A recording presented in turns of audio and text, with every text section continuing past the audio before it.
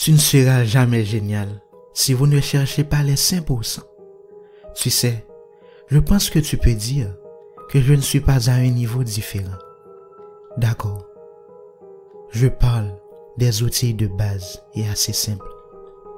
Donc, il y a des personnes là-bas qui m'écoutent et même dire, bon Dieu, il utilise juste des mots et il est tellement plus intelligent que moi.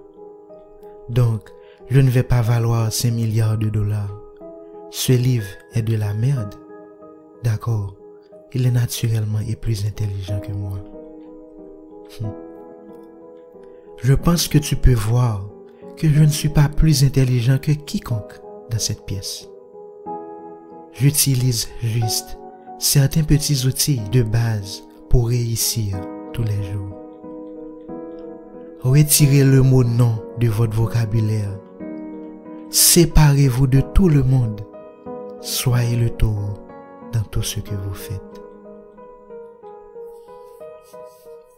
Et tu dois juste continuer à frapper et prendre soin de tes affaires. Vous pouvez faire bouger les choses. Vous devez continuer à frapper et à frapper. Quand les temps sont vraiment mauvais, nous oublions qu'ils seront de nouveau bons. Et quand les temps sont vraiment bons, nous oublions qu'ils vont être à nouveau mauvais. Je ne peur de rien, mais je m'inquiète de tout.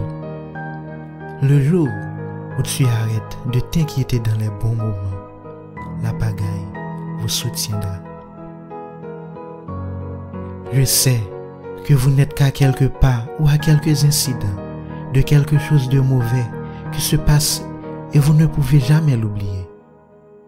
Je prends les prochaines étapes dès maintenant pour passer au niveau suivant parce que c'est toujours mon sport. Allons jouer au basketball, allons au bureau et faisons des affaires. Et c'est ce que je fais tous les jours. Je vais au bureau et je joue aux affaires. Tu dois savoir ce que tu sais et ce que tu ne sais pas. De mon côté, je savais que je comprenais les affaires. Tu sais, je pense que tu sais si tu connais les affaires ou pas. Les gens me demandent, devrais-je aller chercher mon MBA? Et tu sais ce que je leur dis comme d'habitude. Vous savez, si vous devez aller chercher votre MBA, si vous ne l'auriez pas en vous, ou si vous ne comprendriez pas l'économie, la finance, les opérations commerciales, alors vous devez aller le chercher. Je savais que je n'en avais pas besoin. C'était juste un cadeau de Dieu. Vous devez connaître vos dons de Dieu. Et tout le monde là, tout le monde dans cette salle possède ce don ici même. Alors, fais ce que tu sais, être ton don de Dieu. Et trouvez un moyen d'utiliser cela comme votre chemin. Vous savez si les gens savent ce qu'ils font. Mais c'est mon travail de m'assurer et d'amener tout le monde à un niveau différent. Et je pense probablement que l'un des plus grands compliments que j'ai jamais reçus est de prendre quelqu'un de bon et le rendre meilleur. Est-ce que c'est un processus conscient pour vous? J'inspire les gens. Et je pense qu'ils savent toujours où ils sont avec moi. Mes 2 assistants sont avec moi depuis 26 et 27 ans.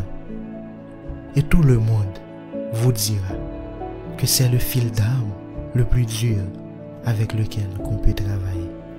Mais je ne travaillerai jamais pour personne d'autre. Qu'auriez-vous à voir en eux pour penser que cela vaut le risque? Je pense que c'est l'une des meilleures choses que j'ai jamais fait.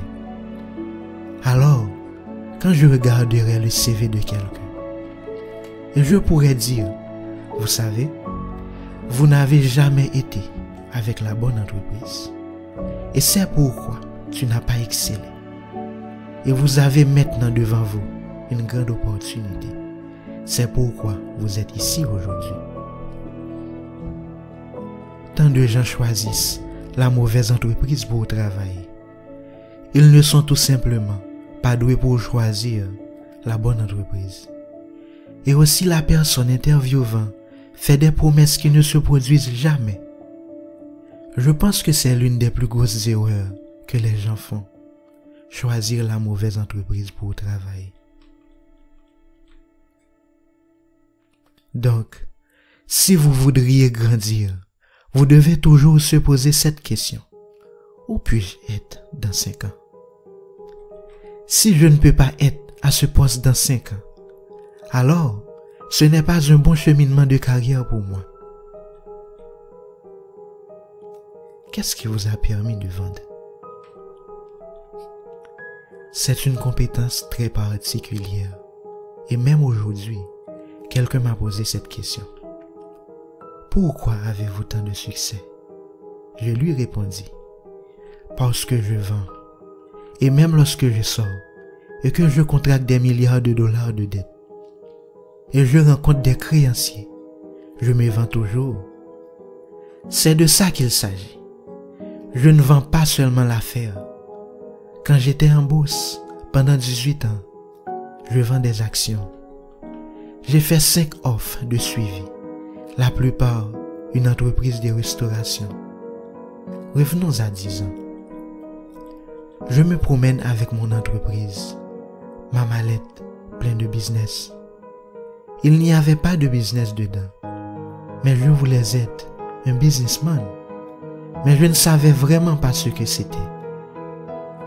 Au collège, j'achetais des bonbons et je les revendais à l'école. Au lycée, je négociais déjà en bourse. C'est juste. Je fais tout ce qu'il faut pour gagner de l'argent. J'ai toujours voulu gagner de l'argent. J'ai toujours eu de l'argent. Même quand j'étais enfant. Parce que j'ai toujours travaillé dans quel que soit l'emploi que je pouvais trouver. S'il s'agissait de tondre la cour de quelqu'un, ou de laver des voitures, ou vendre de la limonade aux ouvriers du bâtiment, il s'agissait simplement de gagner de l'argent. Donc, à 21 ans, j'ai vendu des vitamines. Je commence à construire des maisons, à construire des centres commerciaux. À 26 ans, j'ai construit mon premier hôtel. À 25 ans, je me suis dit que j'aurais mon premier jet à 35 ans. Et je le fais. Vous avez tendance à en savoir plus sur tout à corps. Tout ce qui se passe dans votre entreprise que quiconque. Je veux savoir comment. Comment le maîtrisez-vous à ce niveau? Eh bien, je vais dire que je ne peux pas entrer dans certains détails que les gens savent que je ne connais pas. Mais si tu entres dans mon bureau pour une réunion, je me fiche de votre département. Je vais choisir tout ce que vous avez. Et vous connaissez mieux vos chiffres lorsque vous y entrez avec une feuille de calcul. Ou vous feriez mieux d'avoir vos annonces correctement si vous êtes dans le marketing. Mais vous savez, si les gens savent ce qu'ils font, mais c'est mon travail de m'assurer et d'amener tout le monde à un autre niveau. Et je pense que c'est probablement l'un des plus grands compliments que je n'ai jamais eu. C'est lorsque je vais prendre quelqu'un de bon et je le rends meilleur. Connaissez vos chiffres. Quelle que soit l'entreprise que vous regardez, connaissez toujours vos chiffres. Je réalise que nous ne réussissons pas si ce consommateur ne vient pas chez nous, qu'il mange dans vos restaurants, s'il joue dans votre casino. Et si vous n'avez pas un bon produit sur ce terrain de basket, les fans ne viendront pas acheter ces billets. Les sponsors ne viendront pas. Et donc, vous n'aurez pas l'argent pour payer ces bons joueurs l'année prochaine. Vous n'allez pas pouvoir payer Russell Westbrook et James Owen, chacun 40 millions de dollars par an. Vous devez toujours vous souvenir que nous sommes aussi bons que nous en prenons soin de nos consommateurs. Une des choses que j'enseigne à tout le monde, et en particulier à mes enfants, les gens pensent que si quelqu'un entre et vous donne une réponse, que c'est la bonne réponse. Et même quand je dis à quelqu'un de faire quelque chose, je ne suppose pas qu'ils sont allés et l'ont réalisé tout d'un coup. Je leur demanderai une semaine plus tard: est-ce que tu as fait ce que je t'ai demandé de faire? La chose qui était vraiment importante pour moi. Oh mon Dieu, je n'ai pas fait ça. Je pense que c'est la plus grosse erreur que les gens font. Ils ne supposent pas que tout va bien. Vous pouvez aller au travail tous les jours et vous séparer de tout le monde. Et ce n'est pas différent du gars sur cet ensemble. Si vous décrochez, vous savez quoi? Ce gars du son est vraiment, vraiment bon. Et s'il s'inquiète pour ça, puis tout d'un coup, tu dis à quelqu'un que tu as besoin d'un bon gars comme ça, et puis il se retrouve sur cette personne à cause d'une recommandation. Et tout d'un coup, ce gars est connu comme le meilleur gars de l'entreprise parce qu'il fait attention aux détails que les autres personnes saines ne font pas. Non, tu sais quoi? Vous savez juste un peu de petites choses. Et je pense juste que c'est facile de se séparer de n'importe qui d'autre, quelle que soit votre position.